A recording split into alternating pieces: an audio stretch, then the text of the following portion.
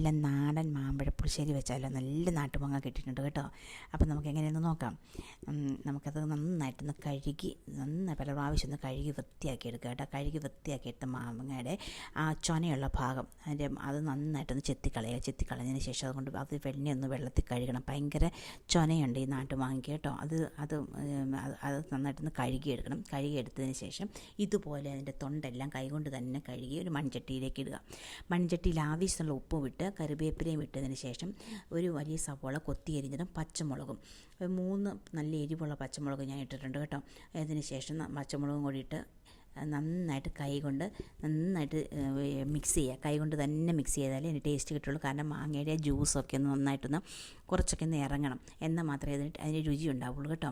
കൈകൊണ്ട് ഇങ്ങനെ നന്നായിട്ട് ചെയ്തതിന് ശേഷം നമുക്ക് 1 ഗ്ലാസ് വെള്ളം, 1 കപ്പോളം വെള്ളം, 3/4 ഗ്ലാസ് വെള്ളമാണിട്ടത്. ആ വെള്ളം ഒഴിക്കുക. പിന്നീട് നമുക്ക് തട്ടിപ്പൊത്തി ഒരു മീഡിയം ഫ്ലെയിമിൽ നമുക്ക് വേവിക്കാൻ വെക്കുക. വെന്ത് പാകത്തിന് നമുക്ക് ഇതിലേക്ക് അരപ്പ് നോക്കാം കേട്ടോ. ഇടയ്ക്കിടയ്ക്ക് ഇളക്കി കൊടുക്കണം, അല്ലെങ്കിൽ അടി പിടിക്കും മാങ്ങ. പിന്നെ നമുക്ക് 3 ചെറിയ ഉള്ളിയും 1 കപ്പ് 250 ml 1 കപ്പ് തേങ്ങയും 3 പച്ചമുളകും ചെറുജീരകവും കൂടെ നന്നായിട്ട് അരയ്ക്കുക. 1 ടേബിൾ സ്പൂൺ ജീരകവും അരച്ചെടുക്കുക കേട്ടോ. നല്ല പേസ്റ്റ് കണക്കിന് അരയ്ക്കണം.